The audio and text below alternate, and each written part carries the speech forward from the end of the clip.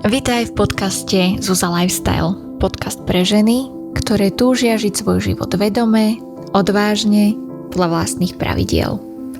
Sebarozvoj, motivácia, well-being. Otvorene hovoríme o témach, ktoré prežívame my všetky. O vzťahoch, kariére, sebavedomí, aj vnútornej sile. Úprimné rozhovory, bez pretvárky, myšlienky, ktoré menia spôsob, akým rozmýšľaš aj konáš. Motivačný, hodnotný obsah pre tvoj osobný aj kariérny posun. Aj komunita žien, ktoré sa navzájom podporujú a rastú spolu. Vitaj medzi nami.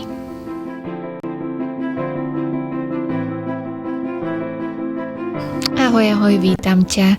Možno počúvaš tento podcast pri rannej káve, cestou do práce, pri tréningu, pri prechádzke, alebo si len jednoducho našla chvíľku času pre seba. Prajem ti príjemné počúvanie.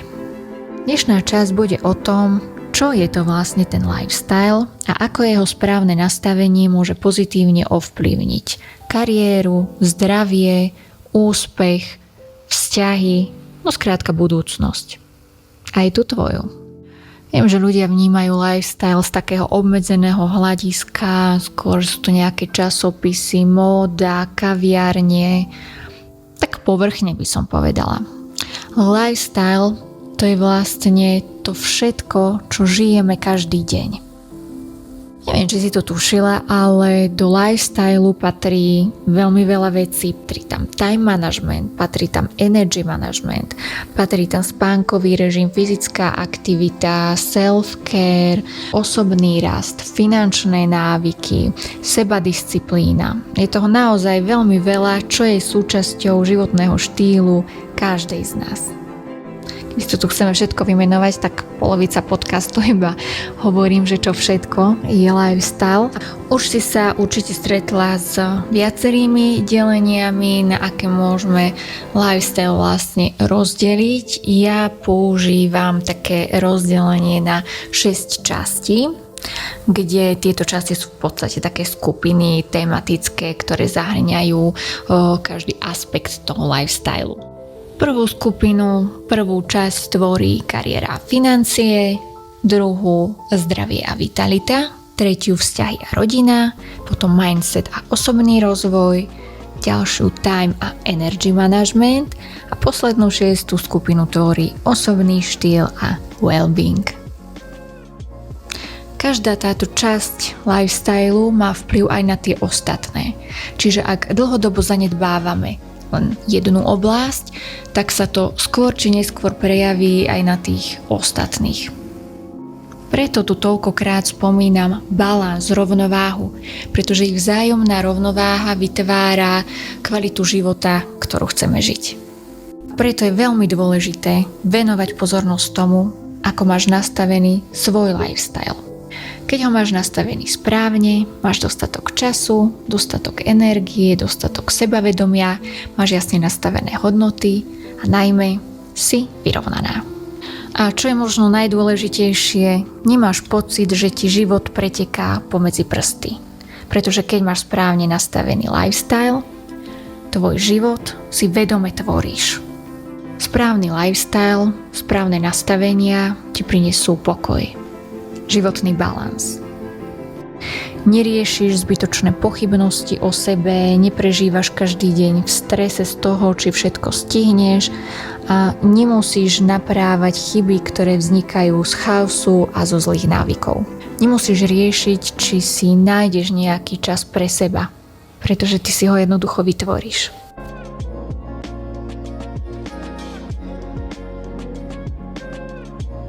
Verím, že mnoho žien dnes nehľadá len ďalšiu motiváciu. Hľadá spôsob, hľadá systém, ako žiť svoj život spokojnejšie, zdravšie, šťastnejšie. Dobre nastavený lifestyle znamená, že tvoj život nie je riadený náhodou. Ty rozhodneš o tom, ako bude vyzerať tvoj deň, tvoje zdravie, tvoja kariéra, tvoje vzťahy, tvoj vnútorný pokoj. Je to o tom, aby všetky oblasti tvojho života fungovali spolu, ako jeden celok. Isto to poznáš aj ty. Každý deň my ženy riešime milión vecí.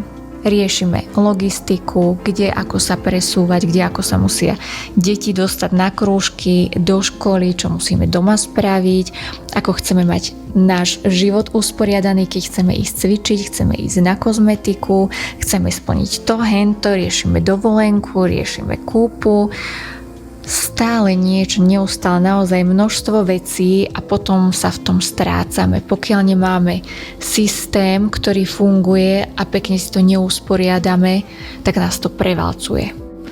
To, čo môžeme spraviť pre seba a nie je to až tak ťažké, je, že si správne nastavíme životný štýl. Každú jeho časť. Ak je tvoj lifestyle nastavený správne, nemusíš sa každý deň spoliehať na motiváciu alebo pevnú vôľu. Väčšina vecí sa stáva prirodzenou súčasťou tvojho života.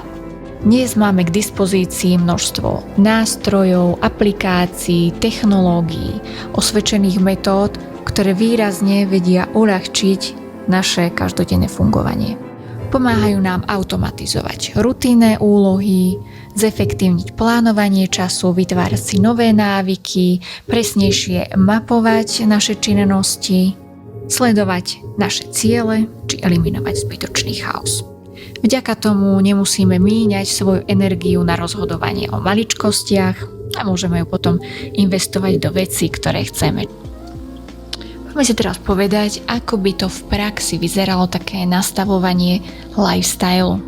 Vezmeme si jednu oblasť, najjednoduchšie by to bola asi tá vitalita, kondícia a predstavte si teda, že si chcete zlepšiť tú svoju kondíciu. Najprv si stanovíte nejaké tie ciele vaše, ako máte cieľovú váhu, chcete mať nejaký obvod pása, niekto si počíta percentuálne svalovú hmotu, alebo chcete dosiahnuť, že budete každý deň piť 2 litre vody denne, chcete sa stravovať zdravšie, chcete mať viac bielkovín v strave.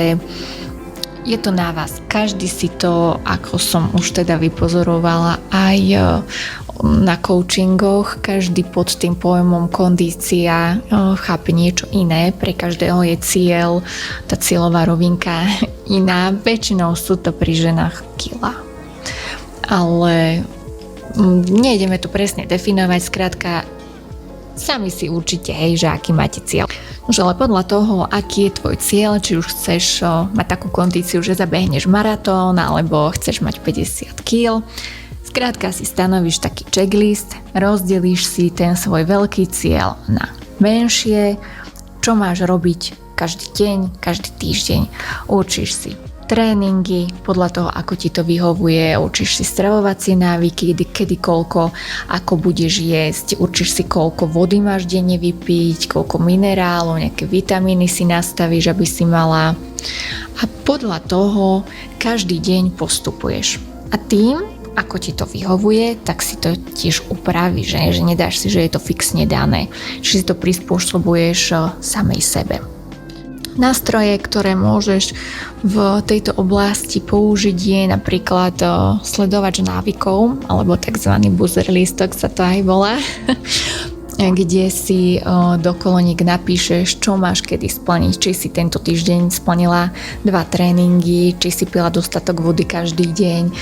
A musím povedať, že aj ja som to skúsila a naozaj toto funguje.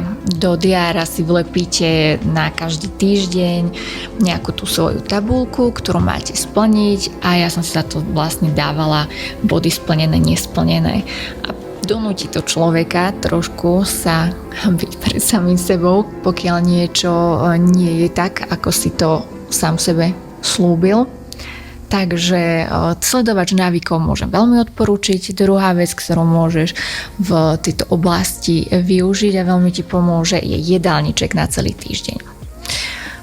Zdá sa to ako keby dosť také náročné, hej, že čo sme školská jedáleň, idem si na týždeň teraz robiť zoznam, čo budem jesť, aké jedlá, no ale je to naozaj veľmi, veľmi praktické aj z toho pohľadu, že stačí ti urobiť jeden veľký nákup na týždeň, pretože vieš, čo budeš variť, nakúpiš si a tým pádom nemusíš stále riešiť, ušetríš peniaze, ušetríš čas, že nemusíš stále chodiť do obchodu. Takže v tomto prípade ti ten jedálny lístok na celý týždeň pomôže. Ďalšia vec ako nástroj, ktorú použiješ, je stanovenie si pevného termínu na tréning. Musíš ho brať ako termín, ktorý nemôžeš zmeškať. Ak máš nejaké dôležité stretnutia, možno si ich nejakou červenou vyznačuješ, alebo si dáš hviezdičku v kalendári, v mobile, tak presne takýmto spôsobom musíš pristupovať aj k tým svojim tréningom.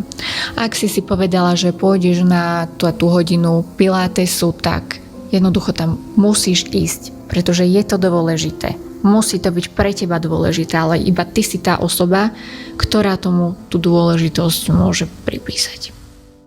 Takýchto nástrojov je samozrejme viacero a je pravda, že ty najprv používaš tieto pomôcky, ale potom, keď sa to už stane prirodzenou súčasťou tvojho života, tvojho životného rytmu, tak už tieto pomôcky nebudeš potrebovať, už to jednoducho do toho fitka pôjdeš, tú vodu vypiješ, lebo si na to zvyknutá. Ten návyk ťa od týchto všetkých povinností odbremení, pretože to budeš robiť automaticky. No a keď sme už pri tejto téme, tak by som ti ako inšpiráciu veľmi rada odporúčila knihu Miluj svoje telo, ktorej autorkou je Cameron Diaz. Kniha je naozaj úžasná, pretože je to spojenie odborných poznatkov o zdraví, pohybe, kondícii s sebaláskou.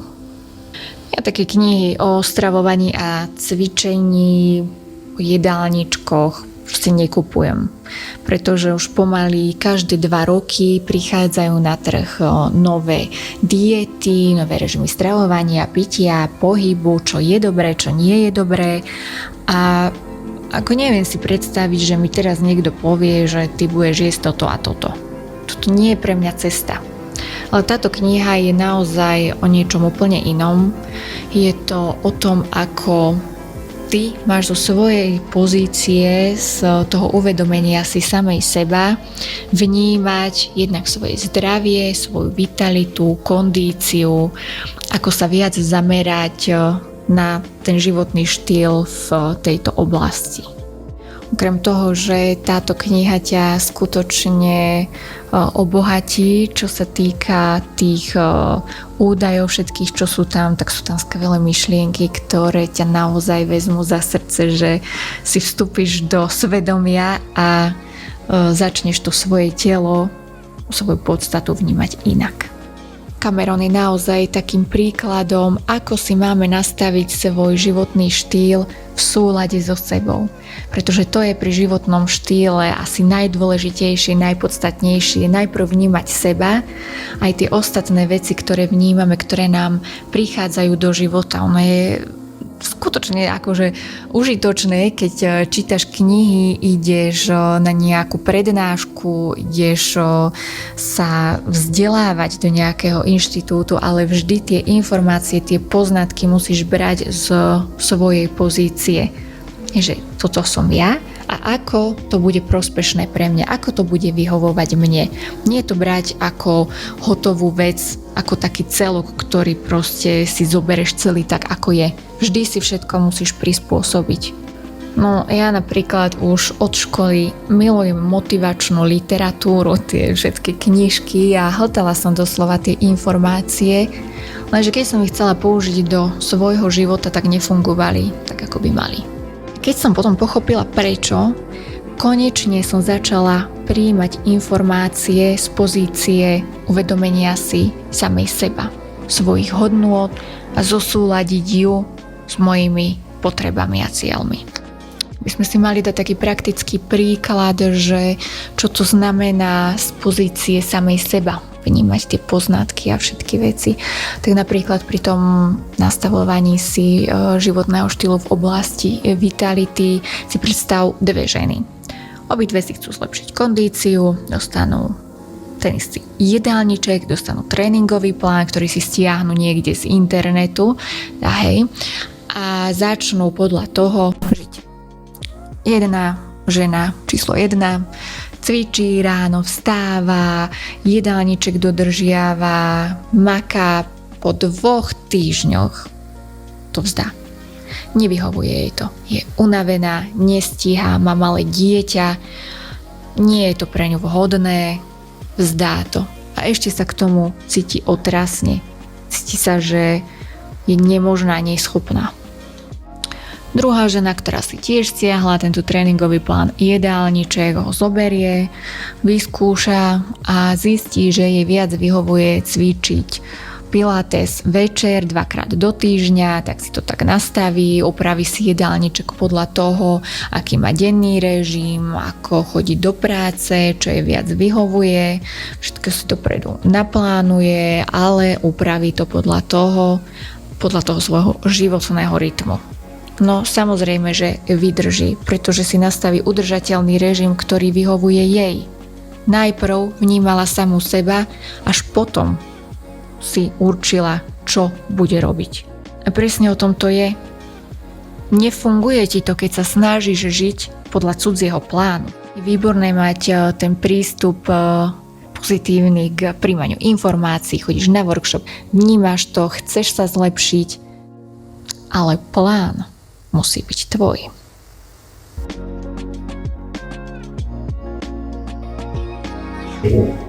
Aj toto prinášame ženám zo Lifestyle Academy. Zdôrazňujeme, aký je správne nastavený lifestyle extrémne dôležitý a ponúkame konkrétne riešenia, zlepšenia, návody a nejaké praktické nástroje na jeho vytvorenie. Každá máme v živote také obdobie, kedy sme namotivované, čítame sebarozvojovú literatúru, pozeráme motivačné filmy, dávame si predsavzatia, máme takú túžbu na sebe pracovať, zlepšovať sa, budovať niečo. A potom sú zase obdobia, kedy sa opúšťame, kedy sa cítime nedocenené, kedy sa cítime nemožné a najradšej by sme sa zatvorili doma. Ale to je úplne v poriadku, keď to obdobie má každá žena. Keď máme ale ten životný balans, keď ho dosiahneme, keď správne pracujeme s tým svojim životom, keď si všetko usporiadame, tak máme viac takých období, kedy sme šťastné, kedy sme plné energie, kedy sme naozaj spokojné. A práve toto sa snažíme dosiahnuť. Dúfam, že ťa dnešná časť podcastu aspoň trošku inšpirovala a možno sa zamyslíš aj nad tým, ako vyzerá tvoj životný štýl, čo by si chcela zmeniť a prípadne, ak sa chceš o lifestyle dozvedieť niečo viac, navštív webové stránky Zuza Lifestyle, kde nájdeš nejaké konkrétne tipy, nápady, ako si môžeš pomôcť, ako si môžeš uľahčiť tvoj život. Dúfam, že sa budeme počuť aj pri ďalšej epizóde a prajem ti ešte príjemný a úspešný deň.